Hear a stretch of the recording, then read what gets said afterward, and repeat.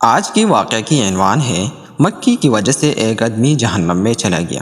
رسول اللہ صلی اللہ علیہ وسلم نے فرمایا، ایک آدمی صرف مکی کی وجہ سے جنت میں چلا گیا اور دوسرا جہنم میں۔ صحابہ رضی اللہ عنہم نے عرض کیا، یا رسول اللہ صلی اللہ علیہ وسلم وہ کیسے؟ نبی اکرم صلی اللہ علیہ وسلم نے فرمایا، دو آدمی ایک قبیلے کے پاس سے گزرے۔ اس قبیلے کا ایک بت تھا جس پر چڑھاوا چڑھائے بغیر کوئی آدمی وہاں سے نہیں گزر سکتا تھا۔ چنانچہ ان میں سے ایک شخص سے کہا گیا کہ اس بت پر چڑھاوا چڑھاؤ۔ اس نے کہا کہ میرے پاس ایسی کوئی چیز نہیں۔